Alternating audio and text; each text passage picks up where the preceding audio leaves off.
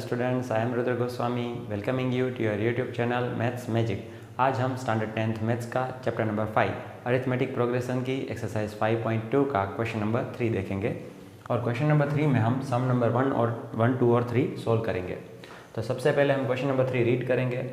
In the following APs find the missing terms in the boxes. यहाँ पे हमें APs दी गई है यानी कि अरिथमेटिक प्रोग्रेशन दी गई है, और जो बॉक्स है यानी कि जो मिसिंग टर्म्स है वो हमें फाइंड करने हैं। तो सबसे पहले हम सम नंबर 1 करेंगे।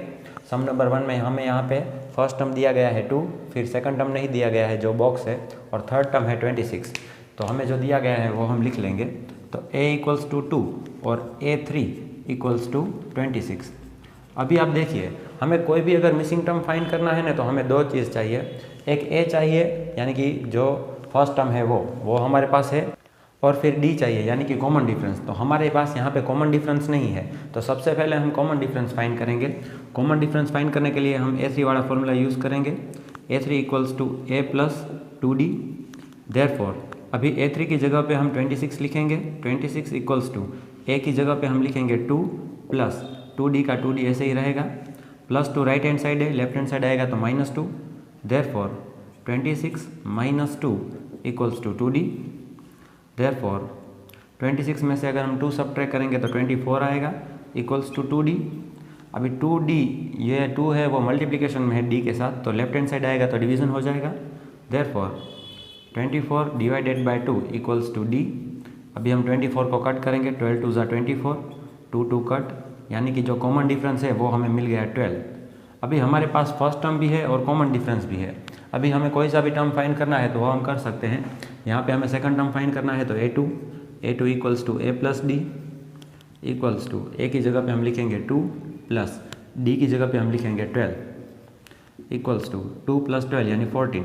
यानी कि इस AP में जो सेकंड टर्म है वो क्या होगा 14। ऐसे ही हमें सेकंड सम करना है। यहाँ पे फर्स्ट टर्म नहीं दिया गया है, सेकंड टर्म दिया गया है 13, थर्ड टर्म नहीं दिया गया है, और फोर्थ टर्म दिया गया है 3। तो हम पहले लिख लेंगे a2 यानी कि सेकंड टर्म वो है 13, और a4 यानी कि फोर्थ टर्म वो है 3। मैंने अभी आपको बोला कि कोई भी टर्म आपको फाइंड करना है तो आपके पास दो चीज़ चाहिए। एक आपको फर्स्ट टर्म चाहिए और कॉमन डिफरेंस। यहाँ पे हमारे पास फर्स्ट टर्म भी नहीं है और कॉमन डिफरेंस भी नहीं है, तो हमें दोनों पहले फाइंड करना पड़ेगा। तो कैसे करेंगे? सबसे पहले हम a2 का फॉर्मूला यूज़ करेंगे।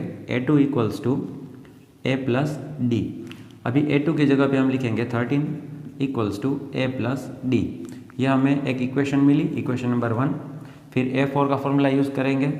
a4 = a + 3d। अभी a4 हमारे पास दिया गया है 3 = a + 3d। यह हमें मिली इक्वेशन नंबर 2। अब हम क्या करेंगे, इक्वेशन 1 और 2 को एलिमिनेट करेंगे। ठीक है, एलिमिनेट करने के लिए हम इन दोनों को सब्ट्रैक्ट करेंगे। सब्ट्रैक्टिंग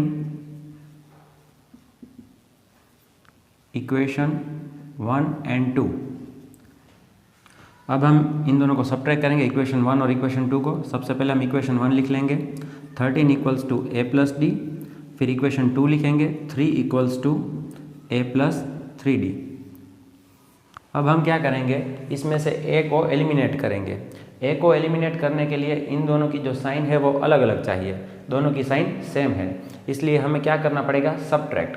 अगर दोनों की साइन ऑलरेडी अलग अलग ही होती, यानी कि एक प्लस और एक माइनस होता, तो हम ऐड करेंगे। ठीक है, अभी दोनों की साइन सेम है तो हम सब्ट्रैक्ट करेंगे। और सब्ट्रैक्ट करने के लिए हम क्या करेंगे, नीचे जो इक्वेशन दी गई है उनमें सभी टर्म्स की हम साइन चेंज करेंगे। ये +3 है तो -3, +a है तो -a, +3d है तो -3d। इस तरह से दोनों की साइन यानी कि a की दोनों की साइन डिफरेंट हो गई, और इसे हम एलिमिनेट कर लेंगे। +a -a कैंसिल हो जाएगा। 13 में से 3 निकालेंगे तो 10 बचेगा +d है और यहाँ पे -3 है, तो माइनस प्लस माइनस होगा यानी कि सब्ट्रैक्शन होगा। 3 में से 1 निकल जाएगा तो 2 बचेगा 2d, और बड़ा डिजिट 3 है उसके आगे माइनस है तो -2d। देयरफॉर ये -2 है वो डिवीज़न में आएगा। 10 / -2 = d। यहाँ पे कैंसिल आउट करेंगे, 5 2 = 10, 2 2 कट हो जाएगा। देयरफॉर ये माइनस तो रह गया, -5 = d। तो इस तरह से हमें d की वैल्यू मिल गई। अभी हम a की वैल्यू फाइंड करेंगे। ये जो d = -5 है उसे हम कहाँ पुट करेंगे, फर्स्ट इक्वेशन में। Substituting d = -5 in equation 1। तो सबसे पहले हम इक्वेशन 1 लिख लेंगे, 13 equals to a plus d. Therefore 13 equals to a तो अभी हमें फाइंड करना है, लेकिन डी की वैल्यू हमें मिल गई है -5 प्लस -5। देयरफॉर 13 इक्वल्स टू ए। अभी दो क्लोज साइन है, यानी कि दो साइन के बीच में कोई नंबर नहीं है, तो हम दो साइन में से एक साइन बनाएंगे, प्लस माइनस माइनस होगा तो -5। अभी -5 है वो लेफ्ट हैंड साइड आएगा तो +5 हो जाएगा, तो 13 + 5 equals to a. Therefore 13 + 5 equals to 18 equals to a. तो इस तरह से हमें फर्स्ट टर्म मिल गया ए यानी कि 18। अभी हमें थर्ड टर्म फाइंड करना है, तो हम थर्ड टर्म फाइंड करेंगे, a3 equals to a + 2d। a3 की जगह पे तो कुछ नहीं है, वो तो हमें फाइंड करना है। a की जगह पे हम लिखेंगे 18 + 2 और d की जगह पे हम लिखेंगे -5 इक्वल्स टू 18, 2 5 10 होगा, प्लस माइनस माइनस होगा, इक्वल्स टू 18 - 10 करेंगे तो हमें आंसर आएगा 8। यानी कि जो फर्स्ट टर्म है वो हमारा 18 है और जो थर्ड टर्म है वो हमारा 8 है। इसी तरह हम करेंगे क्वेश्चन नंबर 3। यहाँ पे हमें दिए गए हैं 5, यानी कि फर्स्ट टर्म 5 है, फिर बॉक्स है, सेकंड टर्म मिसिंग है, थर्ड टर्म मिसिंग है और फोर्थ टर्म दिया गया है 9 होल नंबर 1/2। तो a इक्वल्स टू 5 दिया गया है और a4 equals to 9 whole number 1/2 दिया गया है। तो मैंने अभी आपको बोला था कि अगर आपको कोई भी टर्म फाइंड करना है तो आपके पास दो इन्फॉर्मेशन चाहिए, एक तो फर्स्ट टर्म यानी कि 5 और दूसरा कॉमन डिफरेंस d। यहाँ पे हमें कॉमन डिफरेंस d नहीं दिया गया है, तो सबसे पहले हम कॉमन डिफरेंस d फाइंड करेंगे। a4 वाला फॉर्मूला यूज़ करेंगे, a4 equals to a + 3d। a4 की जगह पे हम लिखेंगे 9 whole number 1/2 equals to a की जगह पे हम लिखेंगे 5 + 3d।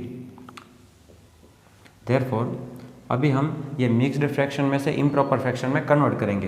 तो कैसे करेंगे, तो इन दोनों को मल्टीप्लाई करेंगे, 9 2 = 18, 18 + 1 19, 19/2 इक्वल्स टू 5 + 3d। ये +5 है, लेफ्ट हैंड साइड आएगा तो -5 हो जाएगा। Therefore 19/2 -5 equals to 3d। अभी इन दोनों को हम सब्ट्रैक्ट करेंगे, क्योंकि ये फ्रैक्शन है तो सब्ट्रैक्ट करने के लिए हम LCM करेंगे, लेकिन हम LCM की जगह पे यहाँ पे क्रॉस मल्टीप्लिकेशन कर लेंगे। तो 19 1 = 19, माइनस का minus, 2 5 = 10 divided by 2 1 = 2 equals to 3d। Therefore अभी 19 में से 10 सब्ट्रैक्ट करेंगे तो 9 आएगा, 9 divided by 2 equals to 3d। अभी 3 मल्टीप्लिकेशन में है, लेफ्ट हैंड साइड आएगा तो डिवीजन होगा, तो 9 divided by 2 into 3 equals to d। अभी 3 3 कट हो जाएगा, 3 3 = 9, तो 3 3 कट हुआ। देयरफॉर 3/2 इक्वल्स टू d, यानी कि हमें कॉमन डिफरेंस मिल गया 3/2। अभी हमें क्या फाइंड करना है, सेकंड टर्म और थर्ड टर्म। तो सबसे पहले हम सेकंड टर्म फाइंड करेंगे, a2 equals to a + d equals to a की जगह पे हम लिखेंगे 5 प्लस d की जगह पे हम लिखेंगे 3/2 इक्वल्स टू। अभी इन दोनों को फिर से प्लस करने के लिए हम क्रॉस मल्टीप्लिकेशन करेंगे, तो यहाँ पे डिनोमिनेटर में कुछ नहीं तो 1 लिख लेंगे, 2 5 = 10 plus 3 1 = 3 divided by 1 2 = 2 equals to 10 + 3 13, 13 divided by 2। अगर आपको ये इम्प्रॉपर फ्रैक्शन है और उसमें से हमें मिक्स्ड फ्रैक्शन में कन्वर्ट करना है तो हम कैसे करेंगे, इन दोनों को हम डिवाइड करेंगे, 13 डिवाइडेड बाय 2।